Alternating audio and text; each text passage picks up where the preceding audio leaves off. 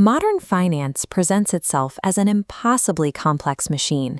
We are conditioned to view the stock market through a lens of abstract models, high-frequency trading algorithms, and relentless second-by-second price volatility. But strip away the ticker symbols and mathematical noise, and you are left with a simple physical mechanism. A business creates a product or service, sells it, and generates a stream of cash for its owners. True investing bypasses the trading of speculative symbols to focus entirely on the acquisition of fractional ownership in a productive business. The architect of this philosophy is Warren Buffett. By rejecting Wall Street's obsession with short-term price action in favor of business-focused simplicity, he built the most successful capital allocation record in history. Alongside his partner Charlie Munger, Buffett refined a framework defined by intense intellectual rigor and unyielding financial discipline. Lawrence Cunningham compiled decades of Buffett's letters to the shareholders of Berkshire Hathaway. Reading them in sequence allows us to deconstruct the modern corporate machine and rebuild finance from first principles. We will break down exactly how to calculate intrinsic value, decode manipulative accounting tricks, utilize tax-efficient compounding, and structure optimal corporate governance. Wall Street's complexity serves a specific purpose: to extract fees by obscuring the straightforward reality of how actual wealth is created. We must draw an absolute boundary between speculation and investing. Speculation is betting on what other people will pay for a stock tomorrow. Investing is analyzing the economic fundamentals of a business over decades. To illustrate this, look at this split-screen visualization. It brings to life Benjamin Graham's metaphor of Mr. Market, an emotionally unstable business partner who offers to buy or sell your shares every single day. Mr. Market suffers from manic depression. His daily price quotes violently decouple from the actual cash flow the business generates. The underlying value of the company, the growing bar chart, remains steady, even while the quoted price swings wildly. Professional analysts often mistake this price volatility, which they call beta, for risk. Real risk has nothing to do with daily price swings. Real risk is overpaying for an asset because you lack knowledge about the business. The primary rule of action requires patience. You only buy when Mr. Market's panic creates a severe discount relative to the company's intrinsic value. This gap is your margin of safety. The stock market serves as a utility for the rational investor. It provides liquidity without offering any useful instruction on the underlying value. Standard Generally Accepted Accounting Principles, or GAAP, are legally required, yet they frequently distort economic reality and remain highly susceptible to management manipulation. This dynamic ledger breaks down a precise metric: owner earnings. It is the ultimate measure of truth, representing the actual free cash flow available to you as a business owner. The critical step that GAAP often obscures is deducting the capital expenditures. A business must spend money simply to maintain its current equipment and competitive position. If those costs eat up all the cash, your true owner earnings shrink to zero, regardless of what the official net income says.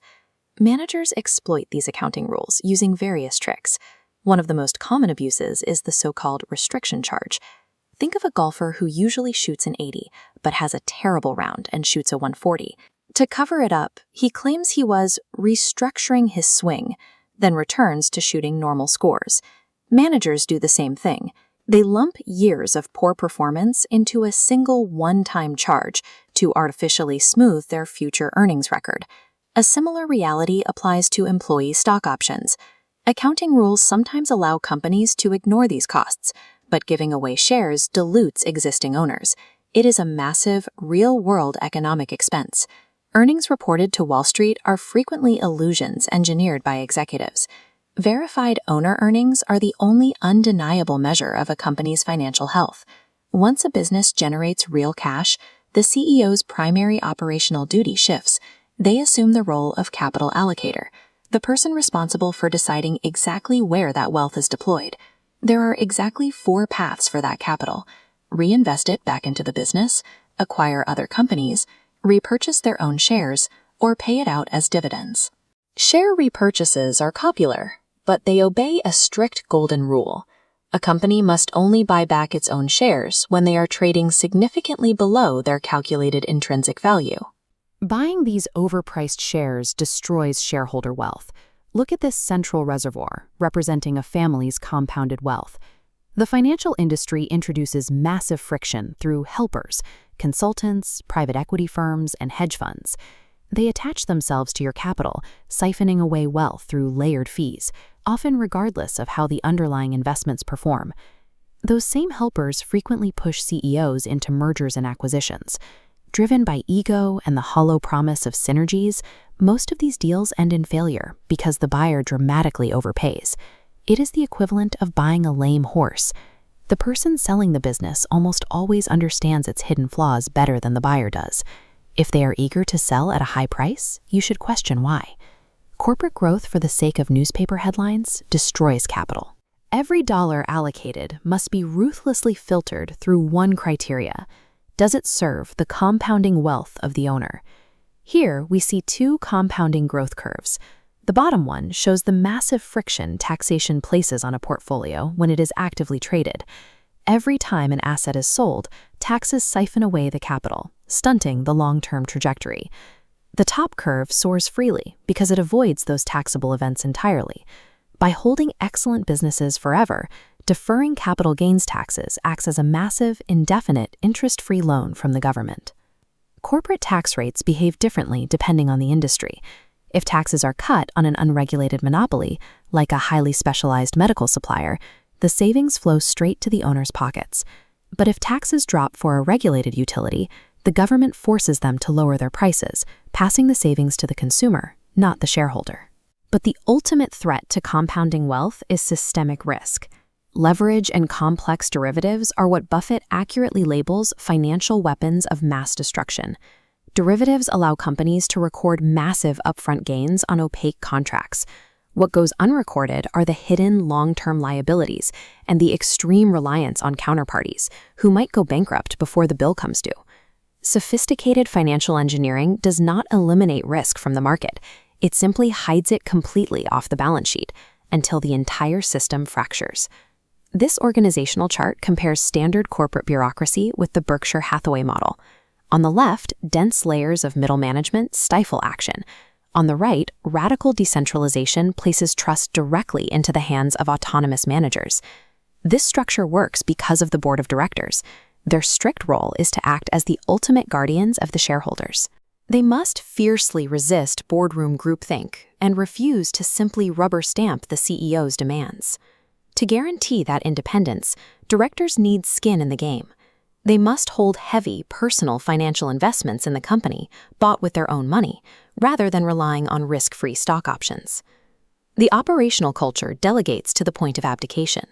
You hire deeply competent managers who already love their work, and you remove the suffocating pressure of quarterly budget targets and micromanagement.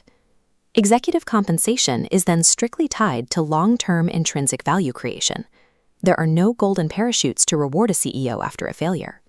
When executed correctly, this philosophy manifests as deep, multi-generational loyalty between the company and its owner partners.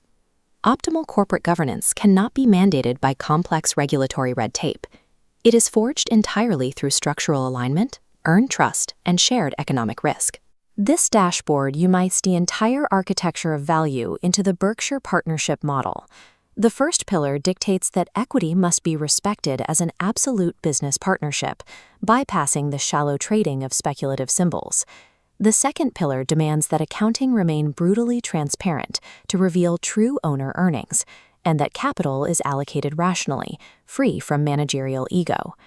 The third pillar proves that extreme wealth requires eliminating financial helpers, avoiding traps of leverage, and deferring taxes. The durability of this model is proven by history. Investments bought with a margin of safety and held over decades consistently generate compounding returns. Wall Street promises that financial outperformance requires superior mathematical modeling of unpredictable price volatility. The evidence shows they are wrong. Lasting wealth is achieved solely through structural alignment, ethical stewardship, and the unyielding discipline to let economic reality